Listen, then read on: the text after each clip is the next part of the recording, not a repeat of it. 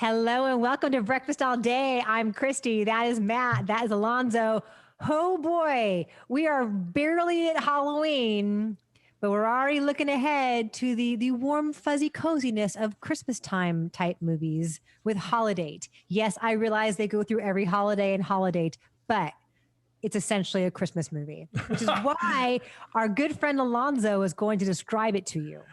So Emma Roberts and Luke Bracey play very attractive single people who are single and tired of having to deal with holidays where they're being asked by people why they're not in relationships, or even worse, being in relationships the holidays, which makes people crazy.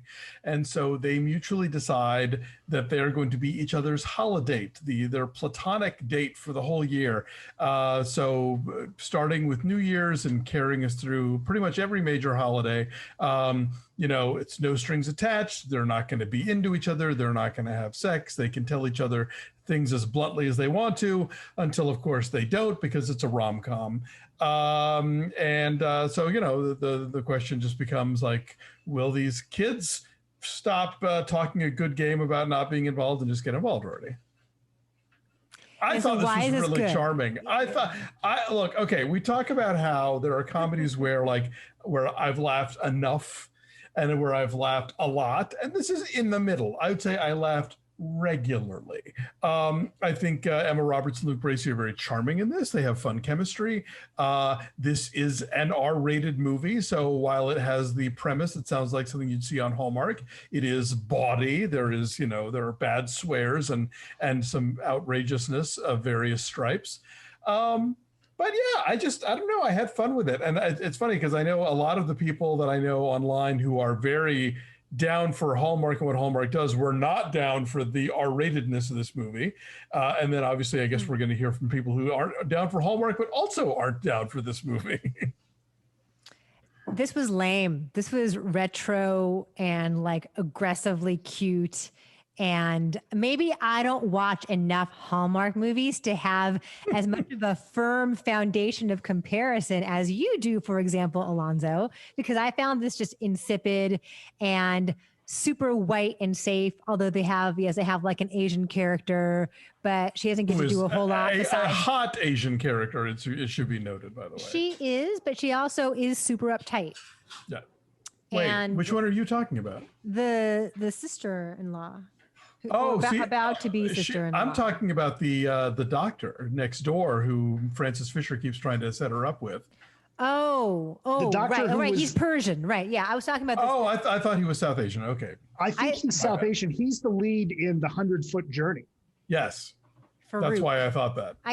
He's Persian. Okay, yeah, so he is South Asian. I'm talking about the fiance. Right. Yes, she is uptight, but she does loosen up a bit. I forgot to mention Kristin Chenowith and Frances Fisher are in this too. And just so one note in their archaic female stereotype depictions, because they are at opposite extremes, both of which are noxious and flimsy. So Frances Fisher is constantly pushing Emma Roberts to find a man, to settle down and get married, and is like rolling her eyes all the time at Emma Roberts' pathetic singlehood. And then Kristin Chenowith on the opposite end of the spectrum is like raging hormones, like hooking up constantly with everybody all the time. And these are the two extremes that the movie places these important female characters. Like either you're super uptight and you're prim and judgy, or you are a raging slut. I don't know the movie is necessarily endorsing either of their points of view. I think the Frances Fisher character, the fact that her notion of you have to get married because, it means that someone is legally obligated to go to chemo with you. That's one of the colder descriptions of marriage I've ever heard. I don't know. I mean, yes, you're right, but I also don't go into rom-coms expecting, the most cutting edge gender presentation, I know that as a queer person, I'm going to be invisible, which I certainly was in this movie. But I don't know. I was charmed by the whole thing. It knows exactly the kind of movie that it is or wants to be. It's the kind of rom-com where people talk about other rom-coms and recreate moments from other rom-coms that are in turn recreating from yet other rom-coms. But I don't know. It won me over. Granted, 2020 has been a fucking nightmare. I am a soft touch for holiday content. I had a good good time. Take that for what it's worth. I've seen worse movies than this. Like this movie really, really, really wants to be sleeping with other people. Really, and just doesn't get there. And I was surprised for what, they're clearly going for the R rating or the TVMA in this case. But just with language, like it's a little like, I mean, not that I'm demanding nudity from my movies, but it's I don't know. It felt more like, titties, says Matt Atchity. Well, there's nudity. Luke Bracey takes his shirt off to show how Australian and hunky he is. Okay. You see Emma Roberts' back. Sex is implied. Oh, there is sex. Sex is shown. Sorry, spoiler. Okay. They have sex eventually. I mean, this movie has moments where you get a glimpse of what this could have been, and there were some moments that really caught me off guard, and I laughed really hard. Like what? When dancing at the wedding with Farouk and Kristin Chenowith was hilarious. I thought that was really, like, there's moments here that it's really funny, like the choir singing one name. Like there's little bits in here that that I almost wish, like, God, if you guys had spent a little bit more development and really, you could have really had something legendary here, and it's just not quite there. Like it's fine. I didn't hate it.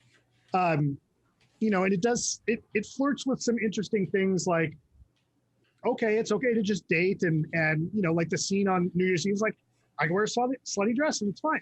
Like I liked those types of scenes, but then getting to those scenes, like in between, like anytime it's not doing some holiday thing, it's just boring. Like, just show me the holiday scenes, and that's where it's actually okay. That's when it's good.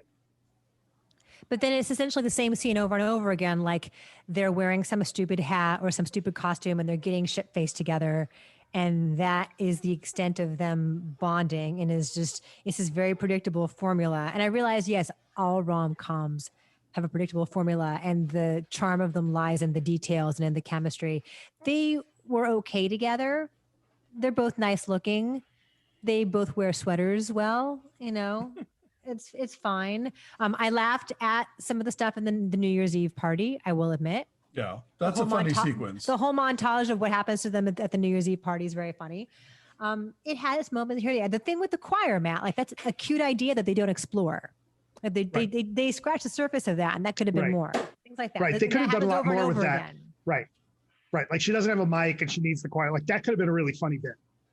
I thought it was a funny bit. I think they didn't need to. They didn't need to squeeze anything else out of that one. I don't know. Look, this is not a hill I'm dying on. Like I get this is a ball of fluff, but I thought it was a fun ball of fluff.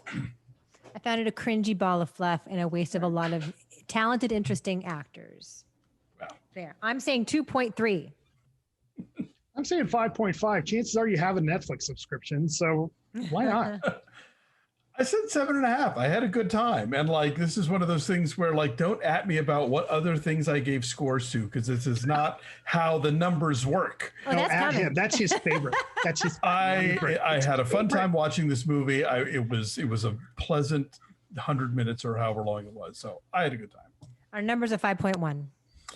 All right. So, hey, like this video, won't you? And subscribe to our YouTube channel. Follow us at BeFastAllDay on Twitter, Instagram, and Facebook. And check out our Patreon page at patreon.com/BeFastAllDay. Lots of exclusive content for our subscribers, including recaps of The Mandalorian. Season 2 is just kicking off. And Seduced over on Stars. And our subscribers picked a horror movie first review. So we'll be talking about Houseu. You don't want to miss any of that. Patreon.com/BeFastAllDay. Thanks for watching. We'll see you next time. Bye.